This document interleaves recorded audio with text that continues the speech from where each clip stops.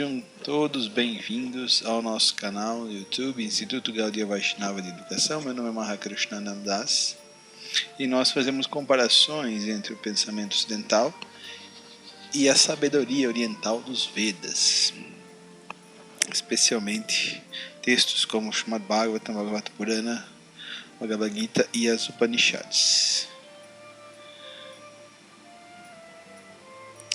Então aqui é a continuação de um projeto maior, né? Essa é a terceira parte do Shikshastaka de Sri Chaitanya Mahaprabhu, que são as 8 instruções do Sr. Chaitanya sobre o cantar dos santos nomes, que é o processo de autorrealização dos dias atuais.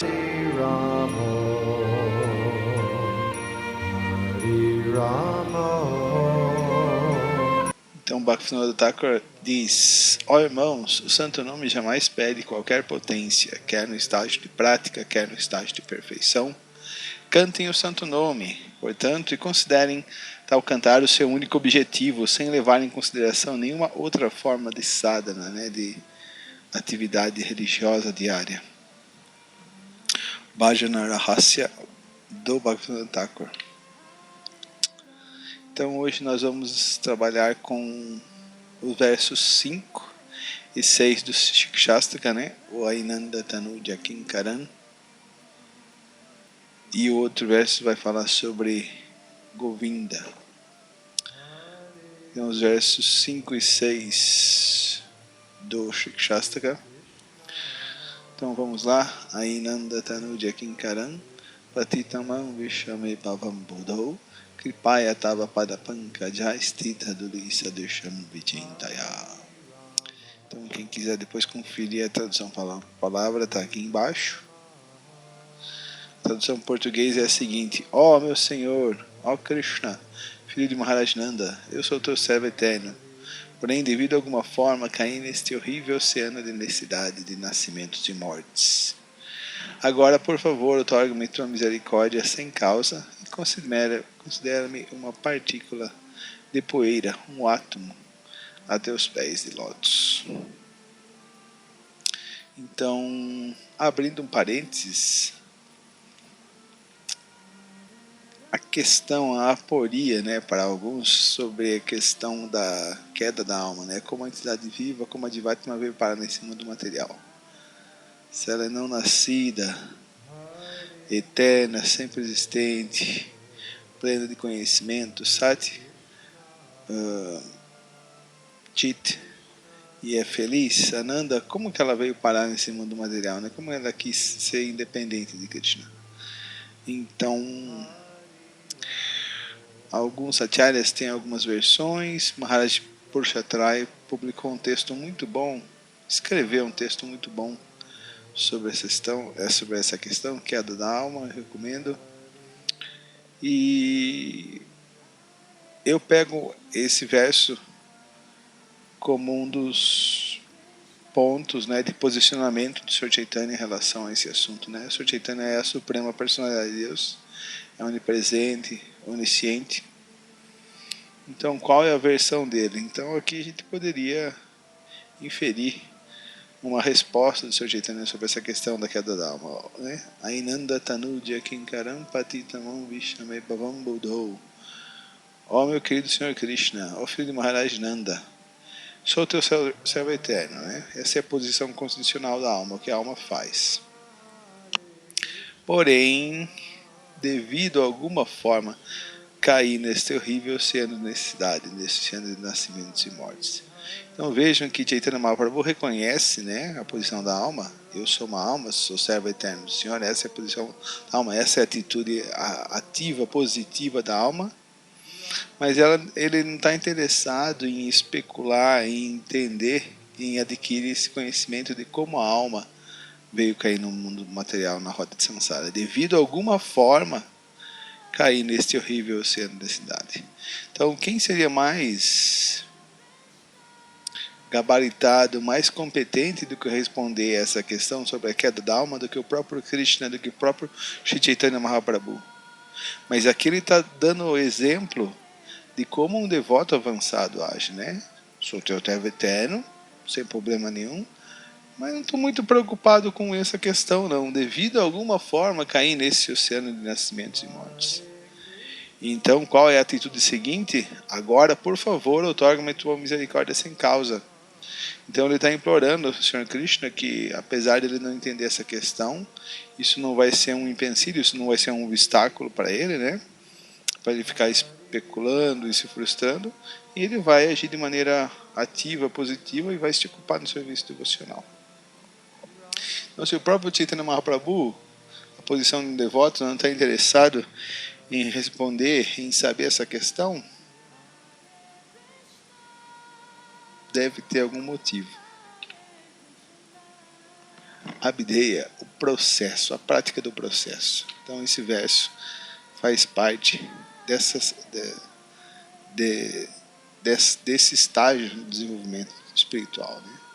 Então o quinto verso retrata a oração de um devoto dotado de asakti, ou profunda afeição por Krishna e que não anseia por nada senão sua associação, que não perde tempo especulando, né, entrando em conflitos de jnana, né, da mente, da razão, simplesmente quer a associação e o serviço devocional a Krishna. A partir desse verso, o apego a Sakti e a Krishna começa a despontar. Aqui o devoto já não sente tanta atração pelos objetos materiais dos sentidos e, entendendo sua posição transcendental, suplica pela misericórdia de Krishna que restitua sua posição eterna e que o livre deste terrível ciclo de nascimentos e mortes. Aqui uma devota, né, de Radharamana, né, o templo de Vrindavana, a grande deidade de Gopala Bhatta. Mas esse é um dos devotos de Radharamana. Ela está tomando darshan, né, de Radharamana. Um oceano de sofrimentos e misérias. Um oceano de óleo, né? Ó Senhor Krishna, filho de Maharaj Nanda, sou teu servo eterno.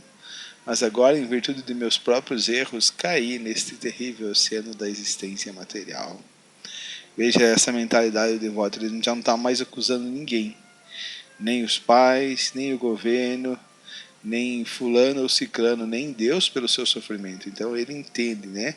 Ele entende que o princípio da culpa, né, não é externo, é totalmente interno, né? Eu sou a causa do meu sofrimento. Então veja a maturidade da consciência, né? Enquanto num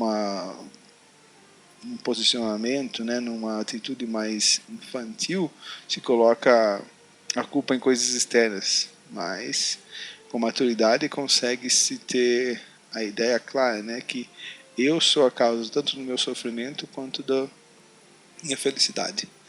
Se eu estou enredado no material, é devido às minhas más ações. Então, com essa atitude positiva, o devoto consegue se desvencilhar do mundo, porque ele já tem conhecimento, né, do que é a lei do karma, do que é o controle de Krishna e do nível, né, da independência, né, do nível de independência de ação dele, né? Então a luxúria, a ira, a inveja e assim por diante são meus adversários, como grandes peixes aí nesse oceano, né? Espreitam-me na água a fim de me devorar. As bravias ondas de esperanças tolas e de ansiedades mal direcionadas jogam-me daqui para lá, tornando deveras tormentosa minha vida. Poderosas rajadas dos ventos das más associações agravam meu sofrimento. Ocasionalmente, um pequeno aglomerado de algas marinhas pode ser visto boiando a esmo. Tratam-se das algas marinhas, dos processos de karma, jnana, yoga, tapasya e assim por diante.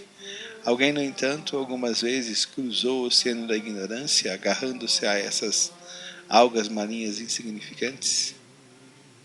Passou um cachorro, eu estou lá no meio do oceano, passou um cachorro. Será que se eu agarrar na cauda dele, no rabo dele, eu vou conseguir que ele me arraste, né, para fora do oceano? Que ele me ajude a cruzar o oceano?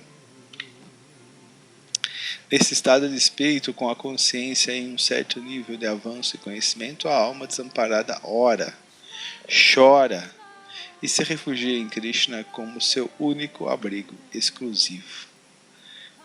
Atmanivedana. A última parte foi o macaco que falou. Mas como eu vou aguentar tanto sofrimento nesse mundo? O Calvin ficou em pânico com isso. Então a melhor resposta que eu encontrei até hoje foi a do Srimad Bhagavatam, né? Explicada pelo Sr. Brahma. Tateno Kampanansu Samikshmano Bhunjana Evatma Kritam Vipakam Ridbhagva Purbi Vidadhan Namaste Jivetayo Mukti Pade Sadhaya Bhakti. Meu querido Senhor, aquele que espera ansiosamente que vós lhe concedais, vós lhe conceda sua misericórdia imotivada. Mas ao mesmo tempo em que ele espera, né, ele sofre, ele aguenta, né, ele resiste com paciência às reações de suas más ações passadas. Ou seja, ele sabe que o sofrimento é causado apenas devido às suas más ações, seu maior karma. Ou seja, ele mesmo produziu esse enredamento, esse emaranhamento no mundo material. Mas mesmo assim ele continua oferecendo respeitos, reverências, orações, cantando os santos nomes do Senhor, um profundo apego, né? Coração, palavras e corpo. Então o devoto sabe que ele está sofrendo devido às suas más ações. Devido às suas más ações, isso produz karma. Mas quem criou a lei do karma? Da onde vem a lei de ação e reação? Da onde vem a criação do mundo material? Num certo sentido, quem criou a lei do karma, quem criou o mundo material, quem criou as contas para pagar foi o próprio Krishna. Tudo isso vem dele. Por quê? Porque Krishna é a causa de todas as causas. Sarva Karana Karanam. Então, com Jnana, com conhecimento, o devoto sabe que Krishna é a causa de tudo. Inclusive da lei do karma, dos 3 modos, inclusive desse modo legal, né, chamado modo da ignorância, modo da paixão. Mas mesmo assim, o devoto não se revolta contra Krishna. O devoto não se rebela. Muito pelo contrário, ele tem uma atitude humilde, submissa e mansa. Porque o caminho de Bhakti é o caminho da pessoa santa. E a pessoa santa é aquela que tolera, né? Ele não se rebela, ele continua fiel. Muitas vezes as diversidades, os reveses, as dificuldades e o sofrimento no mundo material existem para testar a nossa sinceridade em consciência de Krishna. Ah, você quer se tornar um devoto? Mas Bhakti é a joia mais cara, mais elevada. Quando eu dou Bhakti para um devoto, eu me torno servo do devoto. Então Krishna testa a sinceridade do devoto através do sofrimento, através da sua serva Mahamaya. E aquele que consegue passar pelos testes, o que acontece com ele?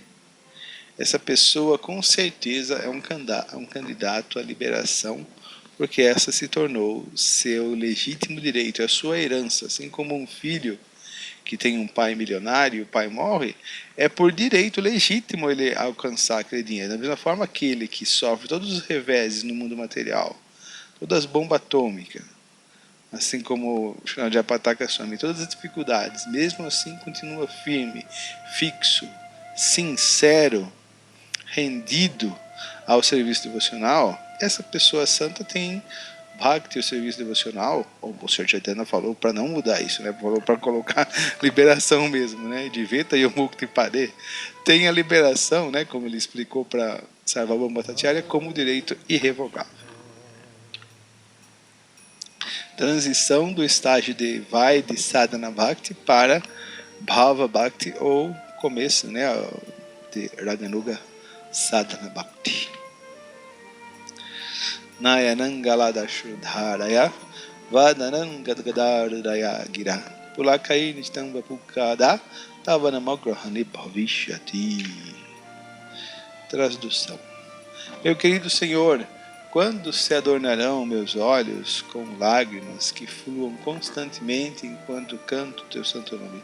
Veja a ansiedade, a cobiça, o desejo intenso brotando nessa fase no coração do devoto, Quando me falhará, quando minha voz se abafará e todos os pelos do meu corpo se eriçarão, se arrepiarão de felicidade transcendental ao cantar teu santo nome, Hare Krishna.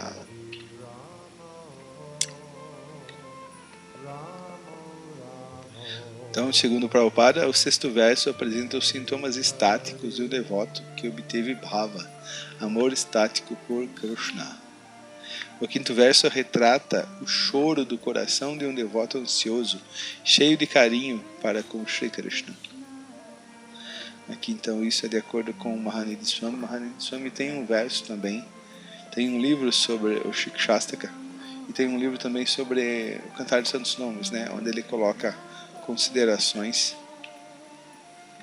Em tal consciência avançada, o devoto tem, mas devido à sua humildade, ele pensa que não tem Bhakti, consciência de Krishna. Então, Prayojana, a meta última. Neste sexto verso do Shikshastaka, o Sr. Chaitanya nos dá os moldes de Prayojana, ou a meta mais elevada da vida, que é o alcançar de Krishna Prema Bhakti, o mundo espiritual, a formatação, tem uma palavra em gramática portuguesa que eu queria usar, mas esqueci. Mas é as características, a feitoria do mundo espiritual, os contornos de Goloka Vrindavan, isso é Prayojana. Ou a meta mais elevada da vida, que é o alcançar de Krishna Prema Bhakti, o amor puro por Deus. Assim como Bhava é o estágio inicial de Prema, também pode ser considerado alcançada a perfeição. Este verso descreve os sintomas externos da perfeição ou Bhava. Isso de acordo com Danurdhar Swami, nessa revista Newsletter. De acordo com Srila Prabhupada, devemos sempre saber que ouvir e cantar são princípios básicos de executar deveres devocionais.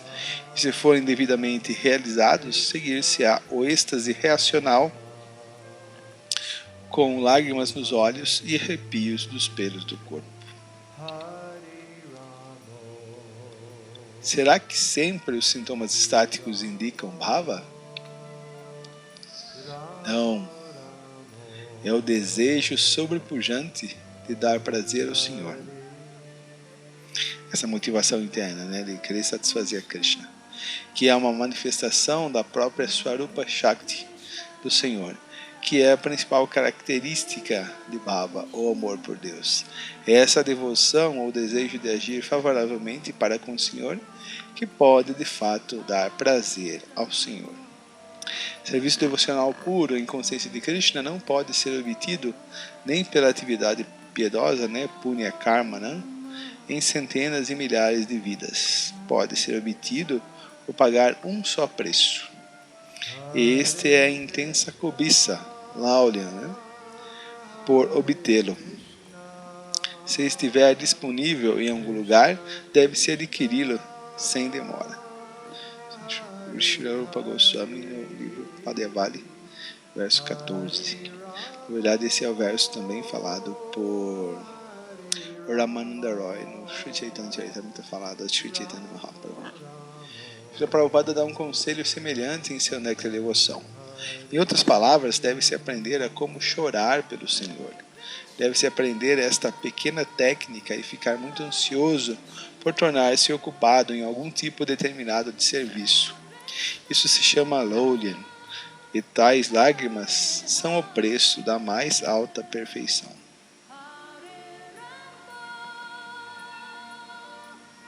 Maharaj Danurdhar ainda comenta: embora esta oração por Sri Chaitanya Mahaprabhu indique a obtenção do Bhava, vemos que ele ainda anseia por ela. Nós ansiamos somente por aquilo que não temos. Assim, o sintoma natural de um devoto é que ele pensa que não tem nenhuma gota de amor por Krishna. Só conseguimos praticar com sucesso o serviço devocional puro com profunda humildade. Lembra a base lá, onde começou tudo? Trinada, Piso, Nitya, né? A rainha Kunti, portanto, instrui-nos que as pessoas intoxicadas por aumentar seu prestígio não conseguem se aproximar de ti, do Senhor Supremo, com um sentimento sincero. Srimad Bhagavatam, canto 1, capítulo 8, verso número 20.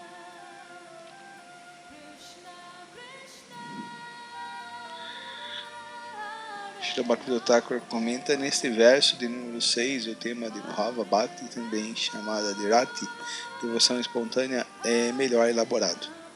Quando o estágio de Bhava Bhakti é oferido, o serviço devocional atinge a perfeição de sua identidade plenamente espiritual e se torna completamente ininterrupto, visto que Bhava Bhakti é o botão âncora que logo desabrochará por completo na forma de Prema Bhakti, a perfeição última do amor. Dos 9 ramos do serviço devocional, ao começar por ouvir Shravana e o cantar em nome de Krishna, Kirtana, que se torna particularmente muito intensificado em Bhava Bhakti.